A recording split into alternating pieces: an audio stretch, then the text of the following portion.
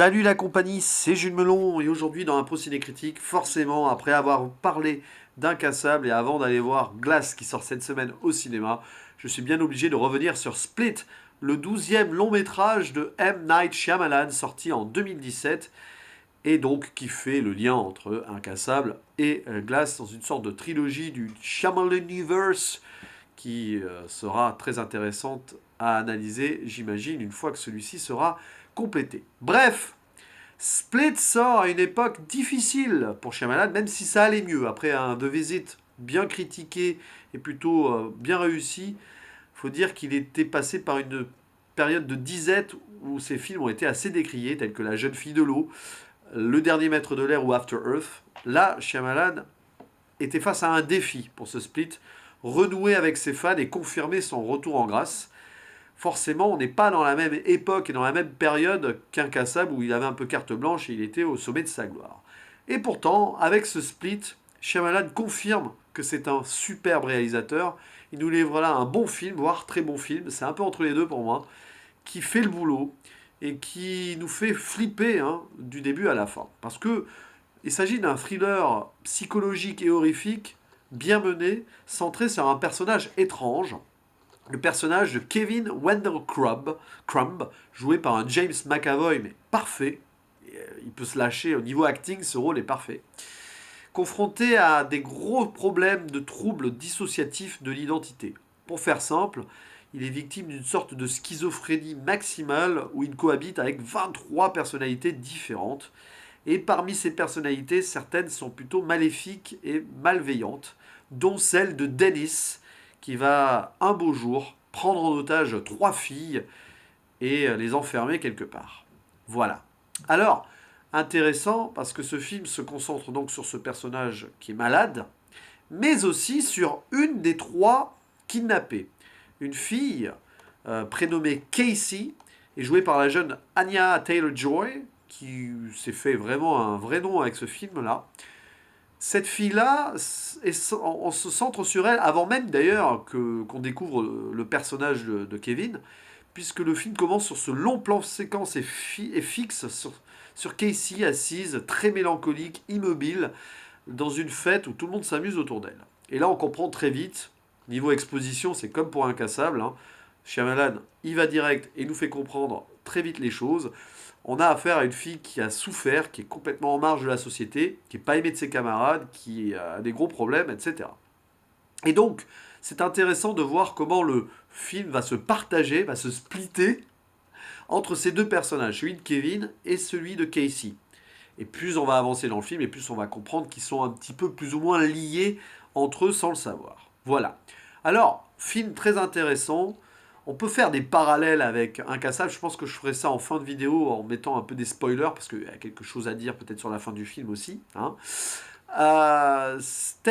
Comme Incassable, le film se construit très bien dès le début. On est très vite dans le vif du sujet. La mise en scène est soignée. Je pense que d'ailleurs, depuis au moins Le Village, c'est la meilleure mise en scène pure de Shyamalan. Après, les films qu'il a fait entre-temps ne déméritent pas. Même ceux qui ont été décriés, il y a toujours des moments voilà, Shyamalalesques, on va dire. Peut-être moins sur Le Dernier des Maîtres de l'air et After Earth, quand même, qui sont un peu à part. Voilà, c'est un peu des films de commande et bon, c'est pas vraiment l'univers absolu de Shyamalan. Bref, non, là, Shyamalan est au top. On n'est pas on touche pas à la grandeur d'Incassable ou du Sixième Sens ou même de Signe ou du Village, j'ai envie de dire, au niveau de l'atmosphère ultime et de l'ambiance mise en scène, tout ça. Mais Split remplit son contrat. J'aime beaucoup ce film, mais je l'aime pas ultimement. En fait, j'ai le même avis en le revoyant là que j'ai eu la première fois. C'est un sentiment de réussite, mais aussi parfois de fouillis, de quelques frustrations minimes ici et là. Je m'empêche pas de mettre un bon 7, 7,5 sur 10 à ce film, je confirme. Ça rentre probablement dans ma...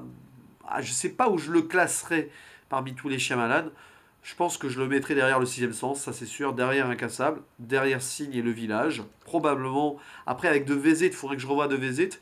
Mais ça fait quand même partie de la première moitié, parce qu'il a fait 12 films. Après, j'ai pas vu ces 2 premiers qui sont hors Hollywood.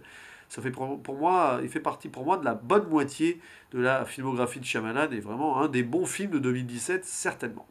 Alors, qu'est-ce que je reproche à ce film? En fait, au final, pas grand-chose, si ce n'est que j'aurais aimé en voir plus et en savoir plus sur les personnalités de Kevin.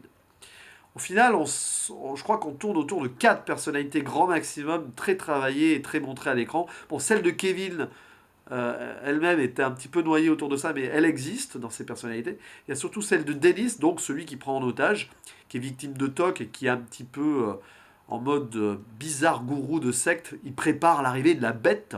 Voilà, parce que pendant tout ce film, il y a l'arrivée de la bête qui est présumée.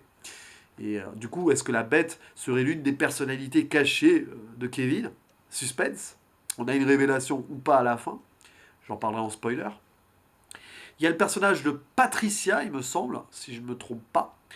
Une sorte de femme étrange, qui peut être le personnage un petit peu proche de la mère de Kevin.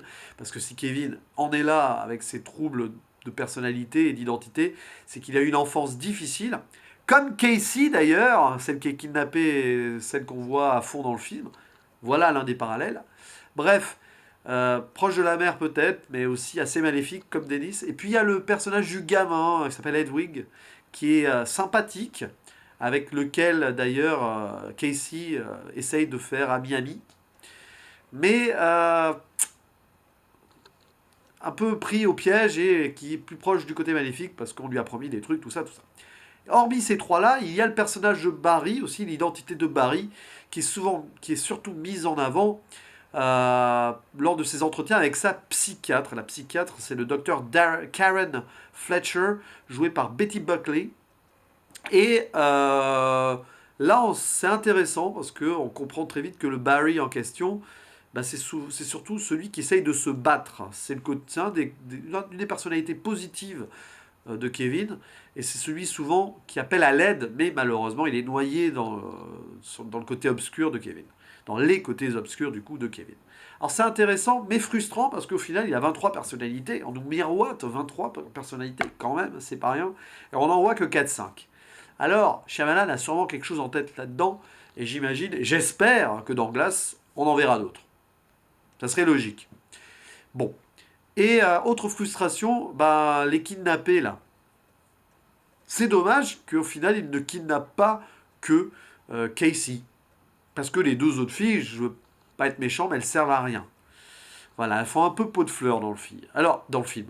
Alors, évidemment, elles marquent la rupture entre Casey, un peu déconnecté de ses frivolités adolescentes et tout. Et donc, ces deux filles qui représentent un peu. Voilà. Et ça permet aussi de renforcer le lien que du coup Kevin et ses personnalités peuvent faire avec Casey et vice versa, comparé à ces deux filles qui sont donc un petit peu inutiles là-dedans. Bon, peut-être, mais voilà. Et autre chose que je vais reprocher aussi, mais je le reproche pas parce que je trouve ça quand même super bien, c'est donc le personnage du psychiatre, de la psychiatre Karen Fletcher, qui a des hypothèses assez intéressantes sur les troubles de la personnalité, les troubles de l'identité. Et selon elle, ça cacherait des capacités incroyables et potentiellement pourrait rendre les malades comme victimes de ça presque surhumains s'ils arrivent à aller au-delà enfin, s'ils arrivent à mettre en exergue l'une de leurs personnalités un peu au-dessus. Et forcément, là, on en revient un petit peu au thème d'Incassable et des super-héros et du vilain et tout. Et c'est là en fait, avec le recul, vu qu'on sait qu'on le revoit, on sait qu'il y a un lien avec Incassable, avec le recul, on voit que c'est bien fait, que c'est bien amené par rapport à cette révélation qui vient plus tard. Bon, ok. Mais voilà. Bon, on pourrait aussi chipoter sur la facilité des flashbacks qui nous permettent de voir que Casey a souffert. Bon, ça c'est vrai. Mais en même temps, qu'est-ce qu'il y a de mieux que ça pour travailler un personnage? C'est pas évident, surtout que là on est dans un huis clos kidnapping. On pouvait difficilement faire autrement pour rentrer dans la tête de Casey et donc se rendre compte que la pauvre fille, quand elle était toute petite, a été abusée et violentée par son oncle chasseur. Et c'est un peu comme ça qu'on comprend qu'elle s'est construit un personnage qui lui permettra, ou non peut-être, mais en tout cas on sent que c'est ce qui peut lui permettre de s'en sortir dans cette situation impossible ici face à un malade qui la détient en otage. Voilà. Alors, bon film donc, bien réalisé, avec une bande son correcte, pas à la hauteur d'Incassable non plus, mais ça fait bien le boulot. Et c'est pour ça que je trouve que ce film mérite 7, 7,5, pas plus pour l'instant. On va voir comment il va s'inscrire dans cette fameuse trilogie. Hein. Autre chose qu'on peut dire de positif, c'est les acteurs, hein. Ils sont très bons, les acteurs. Bon, James McAvoy, qui joue donc Kevin et ses personnalités, crève l'écran. C'est un rôle pour acteur, ça. Forcément, quand on vous dit, bon, voilà, tu vas jouer quelqu'un qui a plusieurs personnalités, c'est génial, quoi. Mais il le fait bien. C'est vraiment un des meilleurs acteurs de sa génération, James McAvoy. J'ai pas vu beaucoup de films avec lui, mais à chaque fois, il est marquant. Donc voilà. Et puis, belle révélation aussi donc pour la jeune actrice, Anya Taylor-Joy, qui joue bien le côté renfermé et terrorisé de la situation. Rien à dire. C'est plutôt bien fait. Bref, maintenant on va analyser, pour terminer cette vidéo, la fin, enfin les révélations et donc vers la fin, en mode spoiler, quand même, parce que bon, même si vous êtes là, vous l'avez vu et que vous allez voir Glass, bon bref, déjà le lien avec Incassable étant lui-même un spoiler, et on va commencer par ça, puisque à la fin du film, évidemment, il y a un caméo de David Dunn, joué par Bruce Willis, qui se rend compte à la télé, voilà, qui voit qu'il s'est passé des trucs à la télé et qui il y a eu une de ses voisines, ils sont dans un resto, dans un bar, qui dit ah, ça rappelle l'homme en fauteuil roulant qui avait fait dérailler ses trains et tout, et donc l'homme de verre et tout. Donc là, on a directement le lien triangulaire qu'il va y avoir dans Glass. Bon. Alors, sur le coup, ça paraît un peu osé et sorti de nulle part, mais maintenant qu'on sait qu'il y a Glass, c'est cool. Moi, je me souviens à l'époque, quand j'ai vu Split, on savait pas qu'il allait y avoir une suite, du tout même. Enfin, ça s'est su très vite après quand même. Et sur le coup, je me suis dit, ok, mais est-ce que c'est juste un clin d'œil ou c'est parce qu'il a envie, on sent qu'il a envie d'en faire une suite. Comme on dit au poker, il a fait tapis, il a mis tapis là. Hein. Shyamalan, il s'est dit, je fais cette fin quand même, et puis si ça marche, ben, je ferai une suite. Si ça marche pas, ben, tant pis, ça tombera à l'eau. Ouf, ça a marché. Et donc on a droit à Glace.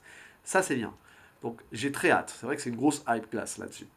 Et spoiler, donc, la personnalité de la bête existe-t-elle, oui ou non? Est-ce que c'est un fantasme et tout? La réponse est oui. La bête existe et cette bête est bien surhumaine. Voilà, donc ça étaye les théories du docteur Fletcher, là, qui, en se découvrant qu'elle avait raison, meurt, d'ailleurs, des mains de la bête. Voilà, la pauvre. Et c'est un peu... Ça fait presque too much, mais ça marche quand même. Voilà, la révélation de la bête qui sort, là, il est dans un métro quand il se transforme, en gros, pour la première fois. Et c'est un petit peu... voilà, c'est une sorte de truc surhumain où les balles, sur lesquelles les balles n'ont aucun effet. Il peut grimper au plafond, c'est un peu Spider-Man parfois aussi. Voilà, donc hommage aux comics et tout. Et voilà, la confrontation finale entre Casey et la bête. Alors, c'est un peu long à la fin à se mettre en marche quand même, quand il y a la révélation et tout. Il y a quelques moments de longueur qui font qu'on n'est pas à fond sur le twist final, selon moi, sur la révélation et sur l'arc final. Mais c'est relevé grâce à la confrontation face à Casey, qui est prêt à la battre, la bête, est prête à ne pas faire la même erreur qu'elle a faite étant petite, où elle n'a pas pu abattre son oncle. À un moment où elle était à la chasse, elle a failli abattre son oncle. Là, elle est prête à abattre la bête en face d'elle, alors que quand elle était petite, elle n'a pas pu abattre la bête qui était son oncle pour se libérer de toutes ses souffrances. Voilà. Mais c'est en n'abattant pas la bête qui était son oncle plus jeune qu'elle a vécu toutes ces souffrances-là, et c'est ça qui la sauve face à la bête, puisque la bête se rend compte qu'elle est scarifiée de partout, violentée et tout. Et là, Kevin, la bête, donc, la laisse en vie, en lui disant, toi aussi, tu as été brisé par la vie, et donc toi aussi, tu vaux plus que les autres, un truc comme ça. Comme quoi, bon, finalement, finalement, c'est intéressant. Et j'ai aussi hâte de voir comment le personnage de Casey, donc joué par Anya Taylor-Joy, va revenir dans Glass, parce que oui, elle est au casting. Et ça m'étonnerait pas qu'elle vienne transformer le triangle des trois héros et super-héros là en, en carré.